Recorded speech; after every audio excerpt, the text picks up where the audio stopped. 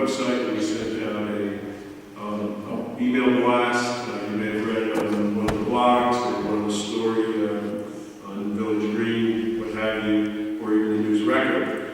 But the developer that we had is a partnership between L&M Development Partners and Balder Development Partners. That partnership disbanded.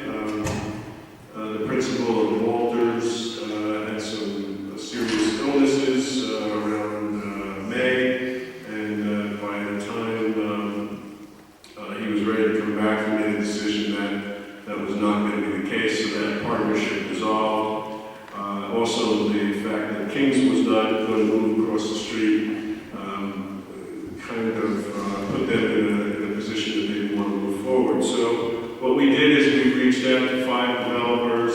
These are developers that have built either Maplewood or South Orange. The developer that built the Maplewood crossing on Burnett Avenue, the developer across the street at the station house.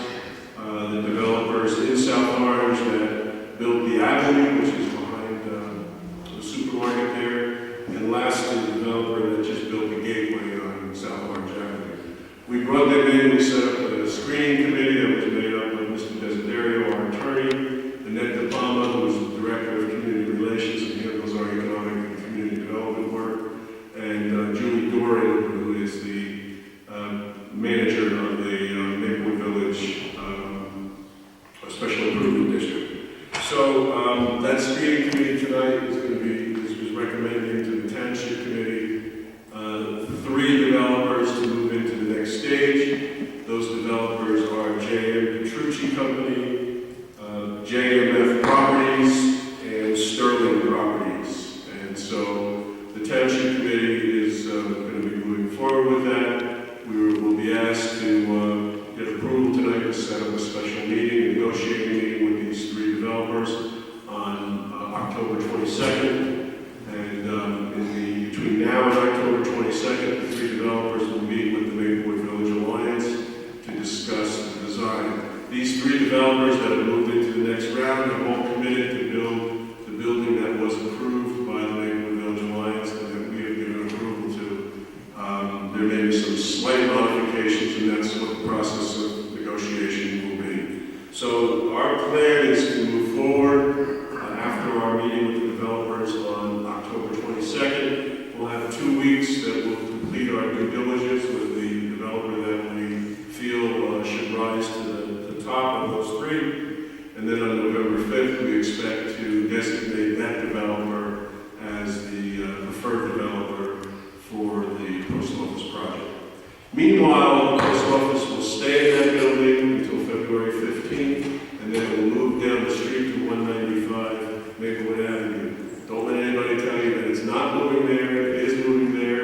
Also, the carriers have moved to Union, and there's been some concern about people who get those slips that say you received the package, you have to sign for a certified letter, and you do not have to go to Union.